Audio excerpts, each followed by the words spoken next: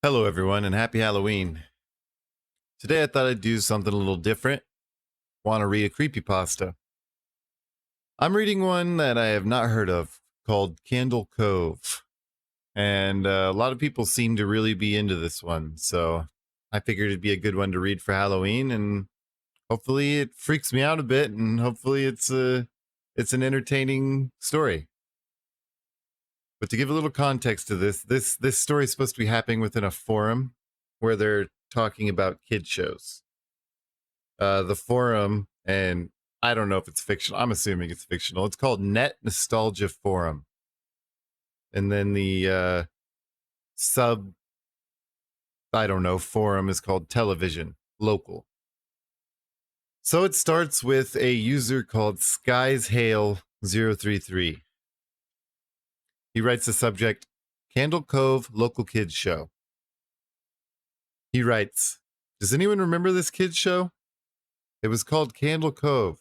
I must have been 6 or 7.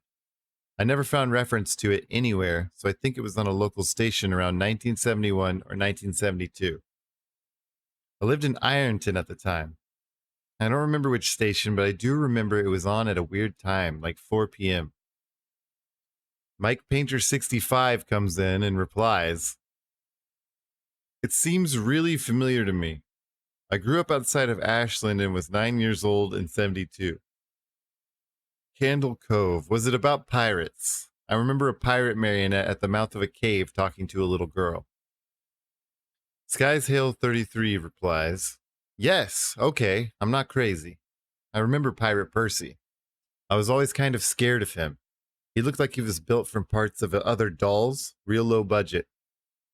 His head was an old porcelain baby doll, looked like an antique that didn't belong on the body. I don't remember what station this was. I don't think it was WTSF, though. At this point, another user comes in and says, or the user's name is Jaren2005, and they say, sorry to resurrect this old thread, but I know exactly what show you mean, Skies Hail. I think Candle Cove ran for only a couple months in 71, not 72. I was 12 and I watched it a few times with my brother. It was channel 58, whatever station that was. My mom would let me switch to it after the news. Let me see what I remember. It took place in Candle Cove, and it was about a little girl who imagined herself to be friends with pirates. The pirate ship was called the Laughingstock, and Pirate Percy wasn't a very good pirate because he got scared too easily. And there was a calliope music constantly playing. For those who don't know, a calliope, it has Greek mythology background, but to keep it simple, it's a beautiful voice, basically. Anyway, don't remember the girl's name. Janice or Jade or something? I think it was Janice. Skies Hill replies, thank you, Jaren. Memories flooded back when you mentioned the Laughing Stock and Channel 58. I remember the bow of the ship was a wooden smiling face with the lower jaw submerged. It looked like it was swallowing the sea, and it had that awful Edwin voice and laugh.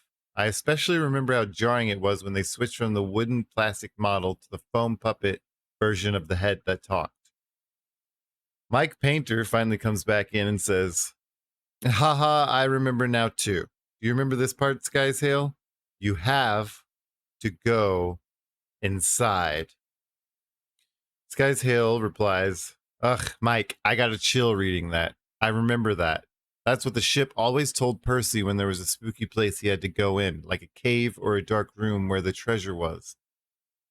The camera would push in on Laughingstock's face with each pause. You have to go inside. With his two eyes askew and that flopping foam jaw and the fishing line that opened and closed. Ugh, it just looks so cheap and awful. You guys remember the villain?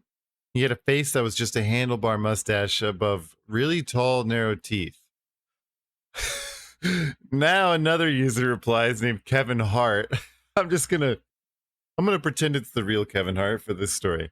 He says, I honestly thought the villain was Pirate Percy. I was about 5 when the show was on. Nightmare fuel. Jaren comes back in. That wasn't the villain. The puppet with the mustache. That was the villain's sidekick, Horace Horrible. He had a monocle too, but it was on top of the mustache. I used to think that meant he had only one eye. But yeah, the villain was another marionette, the skin taker. I can't believe what they let us watch back then. Kevin Hart says, Jesus H. Christ, the skin taker. What kind of a kid's show were we watching? I seriously could not look at the screen when the skin taker showed up. He just descended out of nowhere on his strings, just a dirty skeleton wearing that brown top hat and cape. And his glass eyes that were too big for his skull. Christ almighty. I like Kevin Hart so far. He's cracking me up. Skies Hale says, wasn't his top hat and cloak all sewn up crazily? Was that supposed to be children's skin? Mike Painter says, yeah, I think so. Remember his mouth didn't open and close, his jaw just slid back and forth? I remember the little girl said, why did your mouth move like that? And the skin taker didn't look at the girl, but at the camera and said, to grind your skin. Okay. Oof. Skies Hale says, I'm so relieved that other people remember this terrible show. I used to have this awful memory. A bad dream I had where the opening jingle ended, the show faded from black, and all the characters were there, but the camera was just cutting to each of their faces, and they were just screaming, and the puppets and marionettes were flailing spastically. Let's read that again. And the puppets and marionettes were flailing spastically, and just all screaming. The girl was just moaning and crying like she had been through hours of this. I woke up many times from that nightmare. I used to wet the bed when I had it. Kevin Hart said, I don't think that was a dream. I remember that. I remember that was an episode. Skies Hale replied, no, not possible. There was no plot or anything. I mean, literally just standing in place crying and screaming for the whole show. Kevin Hart says, maybe I'm manufacturing the memory because you said that, but I swear to God, I remember seeing what you described. They just screamed. Jaren chimes back in. Oh God, yes. The little girl Janice, I remember seeing her shake. And the skin taker screaming through his gnashing teeth, his jaw careening so wildly I thought it would come off its wire hinges. I turned it off and it was the last time I watched it. I ran to tell my brother and we didn't have the courage to turn it back on. Mike Painter comes back and says, I visited my mom today at the nursing home. I asked her about when I was little in the early 70s, when I was 8 or 9, and if she remembered a kids show, Candle Cove. She said she was surprised I could remember that, and I asked why, and she said, because I used to think it was so strange that you said, I'm going to go watch Candle Cove now, Mom, and then you would turn the TV to static and watch dead air for 30 minutes. You had a big imagination with your little pirate show. Was that really it? That was a little creepy. I feel like it was just getting good, though. I feel like there should be more. All right, so that one was short and sweet. I liked it. I felt like it could have used more, but overall, I liked the twist. I got time to do another, and I honestly think this one is going to. It's gonna make it hard for me to sleep tonight. So this one is called Eyeless Jack. I actually think I have read this before when I was younger, and I do think I had trouble sleeping. So beware of that. Okay, I'm gonna start it. It starts. Hello, my name is Mitch. I'm here to tell you guys about an experience I had. I don't know if it was paranormal or whatever stupid words people use to describe supernatural phenomena, but after that thing visited me, I believe in that paranormal trash now. A week after I moved in with my brother Edwin, after my house was foreclosed, I finished unpacking. Edwin liked the idea of me moving in since we had not seen each other for 10 years, so I was excited too. I soon fell asleep after I moved in. After that first week, I heard rustling noises coming from outside at about 1 in the morning. I thought it was a raccoon, so I ignored it and tried to fall asleep. The next morning, I told Edwin about it, and he agreed. The next night, however, I thought I heard my window opening and a loud thump, as if something entered my room. I darted up and looked around my room, but I saw nothing. The next morning, Edwin dropped his coffee cup when he saw me. He held up a nearby mirror, and I saw myself. I had a large gash in my left cheek. After I was rushed to the hospital, my doctor told me that I must have been sleepwalking, but then he showed me something that made my blood turn cold. He lifted up my shirt to reveal a sewn-up incision where my kidneys were. I stared into his eyes, mind widening. You somehow lost your left kidney last night, my doctor told me. We don't know how, though. Sorry, Mitch. The next night was my breaking point. Around midnight, I woke up to see a truly horrifying sight. I was staring face to face with a creature with a black hoodie and dark blue mask, with no nose or mouth staring down at me. The thing that scared me the most was that it had no eyes, just empty black sockets. The creature also had some black substance dripping from its sockets. I grabbed a camera from the nearby mantel and took a picture. Immediately after taking the shot, the creature lunged at me and tried to claw open my chest to get my lungs. I stopped it by kicking it in the face. As I ran out of my room, I grabbed my wallet. I would need the money. I ran out of my brother's house into the night. I eventually ended up in the woods near Edwin's house and tripped on a rock. I fell unconscious and woke up in the hospital. My doctor, the same one who treated me before, entered the room. I have good news and bad news, Mitch, my doctor started. The good news is that you had minor injuries and your parents are going to pick you up. I sighed with relief. The bad news is that your brother has been killed by some thing. Sorry. My parents took me back to Edwin's house to collect my remaining belongings, which I did. Upon entering my room, I was scared but remained calm.